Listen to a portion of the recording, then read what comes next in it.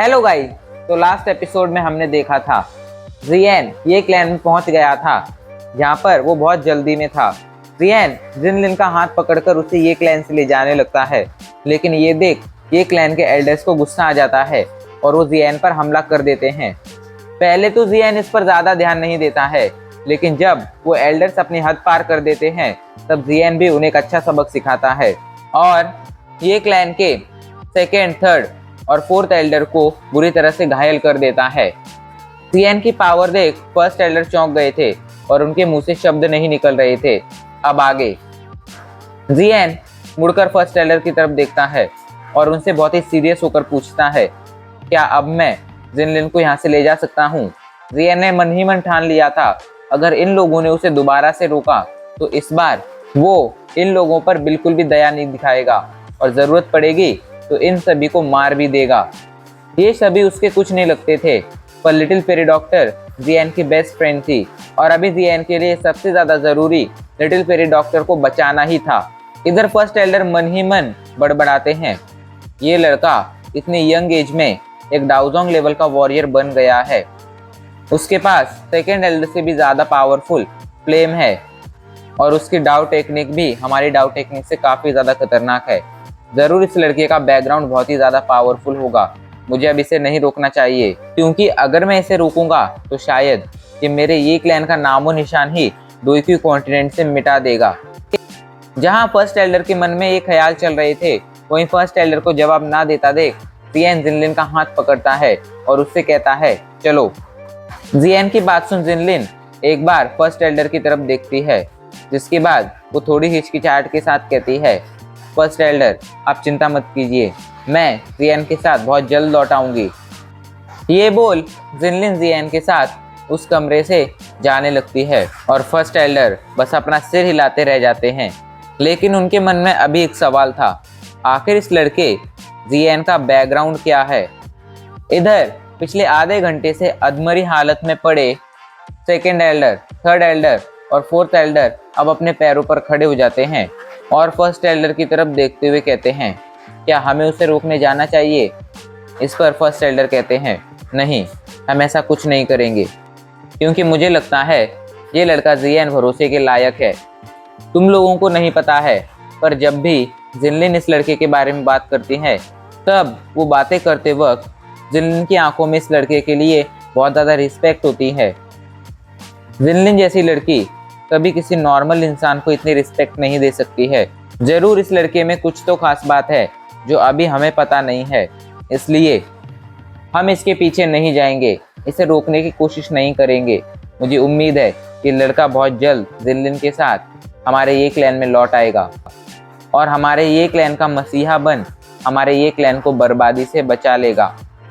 First Elder की बात सुन second Elder और थर्ड एल्डर सिर्फ हाँ में सिर हिलाते रह जाते हैं। गाइज, आगे बढ़ने से पहले मैं आपको बस एक बात कहना चाहता हूँ, आप एक बार जाकर हमारे टेलीग्राम चैनल पर विजिट कर लीजिए, वहाँ पर आपको पता चल जाएगा क्यों हमारी काफ़ी सारी वीडियो डिलीट हुई हैं और हमने टेलीग्राम चैनल क्यों बनाया है।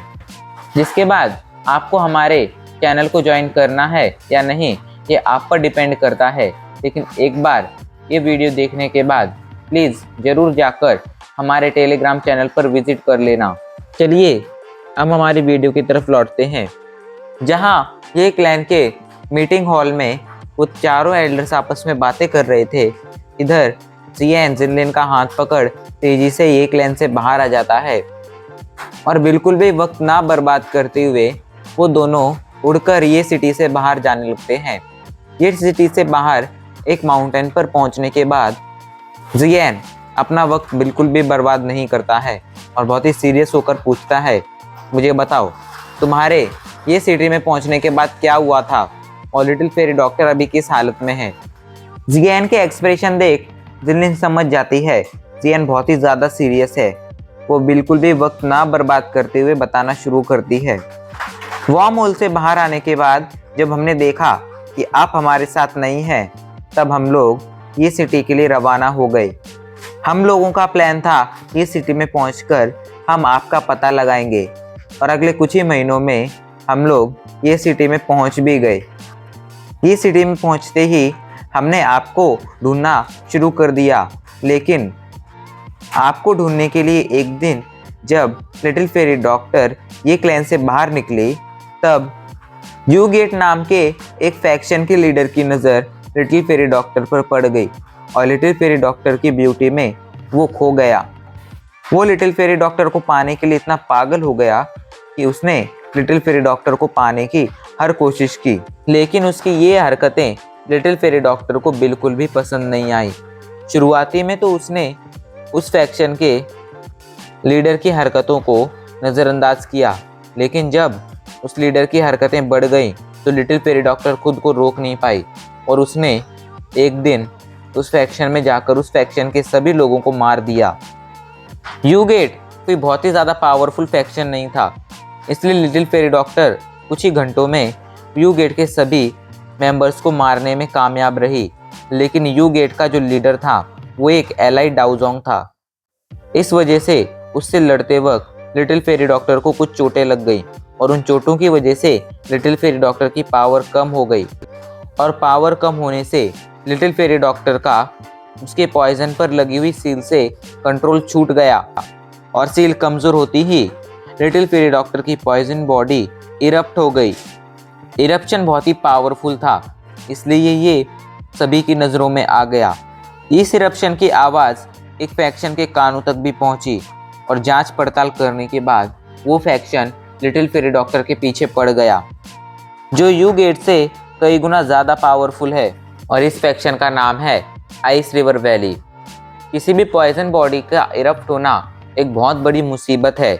इसी वजह से पॉइजन बॉडी के इरप्शन की खबर सुन सेंट्रल प्लेन के कई सारे फैक्शन एक साथ लिटिल फेरी डॉक्टर के पीछे पड़ गए और उनमें से ये आइस रिवर वैली भी था। लेकिन आइस रिवर वैली का इंटेंशन सिर्फ लिटिल फेरी डॉक्टर को मारना नहीं है, बल्कि उनका इंटेंशन तो इससे भी कई गुना ज़्यादा खतरनाक है। आइस रिवर वैली के लोगों के पास एक स्पेशल तरह का मेथड है, जिस मेथड से वो लोग किसी भी स्पेशल बॉडी वाले योद्धा को मारकर उस योद्धा की सोल को उससे बॉडी से निकाल सकते हैं और उस योद्धा की बॉडी के अंदर अपने क्लैन के, अपने फैक्शन के योद्धा की सोल डाल सकते हैं।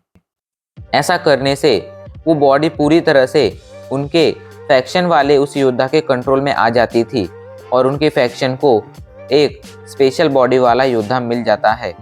मुझे लगता है वो लोग लिटिल फेरी डॉक्टर के साथ भी यही करना चाहते हैं और लिटिल फेरी डॉक्टर को मारकर उसकी स्पेशल पॉइजन बॉडी हासिल करना चाहते हैं।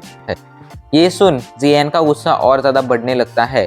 पहले तो उसे लगा था ये आइस रिवर वैली किसी अच्छे काम की वजह से और पूरे सेंट्रल प्लेन को बचाने के लिए लिटिल फेरी डॉक्टर को पकड़ना चाहती है, लेकिन उनके असली इरादे जान जियन अब खुद को नहीं रोक पाया था। वो गुस्से में चीखा, आइस रिवर वैली, तुम्हें तो मैं नहीं छोड़ूंगा। लेकिन अभी जियन को और इन्फॉर्मेशन की ज़रूरत थी, इसलिए वो जल्दी से जिनलिन से कहता है, आगे क्या हुआ, मुझे ये बताओ। उस दिन के बाद आगे क्या हुआ? तो जिनलिन उसे बताने लगती है, आज से 16 दिनों पहले आइस रिवर वैली के लोगों ने लिटिल फेरी डॉक्टर को ढूंढ लिया था, जिसके बाद उन दोनों के बीच फाइट हुई और उस फाइट में लिटिल फेरी डॉक्टर ने आइस रिवर वैली के कई सारे एक्सपर्ट को मार दिया। लेकिन आइस रिवर वैली के दो एल्डर बिंगयू और एल्डर बिंगफू, इन दोनों ने मिलकर लिटिल फेरी डॉक्टर को बुरी तरह से घायल कर दिया। लेकिन घायल होने के बाद लिटिल फेरी डॉक्टर हमारे ये क्लैन नहीं लौटी, वो उल्टा फॉलन गॉड स्ट्रीम भाग गई। लेकिन इसका पता आइस रिवर वैली को चल गया और उन्होंने फॉलन गॉड स्ट्रीम को चारों तरफ से घेर लिया। अभी के लिए little fairy doctor fallen god mountain range में ही कहीं है, लेकिन उसकी करंट लोकेशन का मुझे भी कोई अंदाज़ा नहीं है। भाई जियन, मैं किसी काम की नहीं हूँ। आपके नहीं रहने पर मैं आपके दोस्त लिटिल फेरी डॉक्टर को सेफ नहीं रख पाई। इस पर जियन कहता है, इसमें तुम्हारी कोई गलती नहीं थी, तुम भी लाचार थी, तुम भी कुछ नहीं कर सकती थी। ये बोलकर जियन फॉलन गॉड माउंटेन रेंज की तरफ देखने लगता है। जिनलिन उसे जल्दी से पूछती है, लिटिल फेरी डॉक्टर को बचाने के लिए अब आप आगे क्या करने वाले हैं भाई जियन? तो जियन कहता है, तुम्हें क्या लगता है मुझे क्या करना चाहिए? ऑब्वियसली अब मैं फॉलन गॉड माउंटेन रेंज में जाऊंगा और वहां मौजूद आइस रिवर वैली के लोगों को मारकर लिटिल फेरी डॉक्टर को बचाऊंगा। ये सुन जिनलिन कहती है, ठीक है, चलिए मैं आपको रास्ता बताती हूँ। मुझे पता है फॉलन गॉड माउंटेन रेंज में घुसने के बाद आप लिटिल फेरी डॉक्टर को कैसे ढूंढ सकते हैं। जियन कहता है, ठीक है, लेकिन उससे पहले मुझे ये बताओ कि तुमने मुझे लिटिल फेरी डॉक्टर के बारे में तो बता दिया, लेकिन अभी तक तुमने मुझे क्वीन के बारे में नहीं बताया है। जब तुम और little fairy doctor worm hole से बाहर आई थी तब क्वीन तुम्हारे साथ ही थी और ये सिटी तक भी वो तुम्हारे साथ ही आई थी। फिर अचानक से वो कहाँ गायब हो गई, जो इतना सब होने के बाद भी और मेरे ये सिटी में आने के बाद भी वो अभी तक मुझसे मिलने नहीं आई है। ये सुनकर जिनलिन थोड़ा हिचकिचाने लगती है, लेकिन फिर थोड़ी देर हिचकिचाने के बाद वो कहती है, हम तीनों के ये सिटी में पहुंचने के बाद मैं लिटिल फेरी डॉक्टर और क्वीन को अपने साथ ये क्लैन में लेकर आई थी और उन लोगों को मेरे ये क्लैन में रुकने के लिए ही कहा था। पर पता नहीं फिर क्वीन को क्या हुआ और वो एक रात अचानक से ही हमारे ये क्लैन से गायब हो गई। गायब होने के बाद जब हम उसकी तलाश कर रहे थे तब उसके कमरे में हमें एक नोट मिला जिस पर लिखा था, मुझे कुछ फील हो रहा है, शायद मेरे लोगों के ऊपर मुसीबत है, इसलिए मुझे अपने घर लौटना होगा। और ये कहकर वो अपने घर लौट गई और तब से अभी तक वो लौटकर नहीं आई है। जियन चौंक जाता है, अपने घर लौट गई है, लेकिन उसे अपने घर के बारे में कैसे पता चला? वो तो खुद अपने बारे में कुछ नहीं जानती थी। इस पर जिनलिन कहती है, मुझे भी इसके बारे में कुछ पता नहीं है, मुझे तो बस वो नोट मिला था जिस पर यही लिखा था जो मैंने अभी आपको बताया है। जियन कहता है, ठीक है, छोड़ो, हम इस पर बाद में डिस्कस करेंगे, चलो अब हमें पहले लिटिल फेरी डॉक्टर को बचाने जाना चाहिए। ये कहकर जियन जिनलिन के साथ नॉर्थर्न डायरेक्शन की तरफ उड़कर जाने लगता है। फॉलन स्ट्रीम माउंटेन रेंज डोइकुई कॉन्टिनेंट के पिल रीजन के नॉर्थर्न पार्ट में मौजूद थी। ये माउंटेन रेंज बहुत ही घने जंगलों से भरी थी और यहाँ के पहाड़ बहुत ही ऊंचे ऊंचे थे। लेकिन इसकी खासियत थी, जब भी कोई योद्धा इसे आसमान से देखता था तब वो योद्धा को ये माउंटेन रेंज किसी स्वर्ग से गिरे कुल्हाड़ी जैसी लगती थी, जो स्वर्ग से गिरकर एक माउंटेन रेंज में बदल गई हो।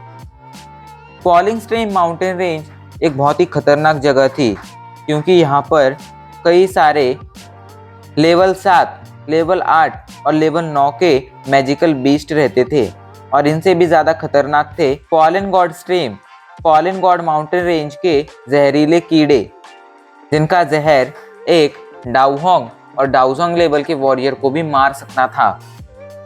इसीलिए यहाँ पर बहुत ही कम योद्धा आते थे और जो भी आता था वो कम से कम डाउजोंग लेवल का तो होता ही था। डाउहोंग लेवल के योद्धाओं में इतनी हिम्मत नहीं थी कि वो यहाँ आकर फॉलिंग गॉड माउंटेन रेंज में ट्रेजर की तलाश कर सकें। इसी वजह से ये जगह हमेशा सुनसान रहती थी, लेकिन आज इस जगह पर काफ़ी सारे लोग थे। जब से पॉइजन लेडी की बात पूरे डोइकुई कॉन्टिनेंट में फैली थी तब से ही कई सारे योद्धा उसे पकड़ना चाहते थे।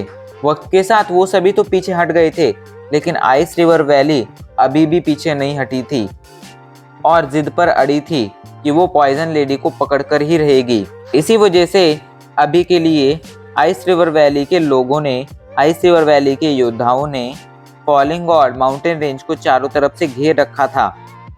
पॉइजन बॉडी वाला योद्धा बहुत ही खास होता था, क्योंकि उसका पॉइजन उसकी पावर बहुत ही तेजी से बढ़ाता था। लेकिन यही सबसे बड़ी मुसीबत थी, योद्धा के साथ साथ उसके उस पॉइजन की पावर भी बढ़ती थी और एक टाइम ऐसा आ जाता था कि पॉइजन की पावर इतनी बढ़ जाती थी कि योद्धा भी अपने उस पॉइजन को कंट्रोल में नहीं रख पाता था और वो पॉइजन इरप्ट होकर उस योद्धा के साथ साथ आसपास के हजारों किलोमीटर के एरिया को खत्म कर देता था। उस एरिया में जितने भी लोग, जितने भी मैजिकल बीस्ट और जितने भी पेड़ होते थे, सभी के सभी कुछ ही सेकंड में मर जाते थे। आज से पहले भी कई बार सेंट्रल प्लेन में पॉइजन बॉडी वाले योद्धा आए थे। पॉइजन बॉडी होने की वजह से सभी लोग उन योद्धाओं से डरते थे और सबसे बड़ी खतरे की बात ये थी कि जब भी इन योद्धाओं की बॉडी इरप्ट होती थी तब सेंट्रल प्लेन हजारों की संख्या में डाउजोंग लेवल के वॉरियर खो देता था। एक तरह से कहा जाए तो सेंट्रल प्लेन को और डोईक्यू कॉन्टिनेंट को तब बहुत ज़्यादा नुकसान होता था और उसकी पावर अचानक से ही काफ़ी ज़्यादा कम हो जाती थी। इसीलिए ये एक बहुत बड़ा खतरा था, क्योंकि अगर किसी कॉन्टिनेंट की पावर अचानक से ही बहुत कम हो जाए तो दूसरे कॉन्टिनेंट भी उस कॉन्टिनेंट पर हमला कर उस पर कब्जा करने की कोशिश कर सकते थे। इसीलिए ज़्यादातर फैक्शन पॉइजन बॉडी के इरप्ट होने से पहले ही पॉइजन बॉडी वाले योद्धा को मारने की कोशिश करते थे, ताकि उनकी इरप्ट होने पर होने वाला नुकसान ना हो और डोईक्यू कॉन्टिनेंट की पावर पहले जैसी बनी रहे।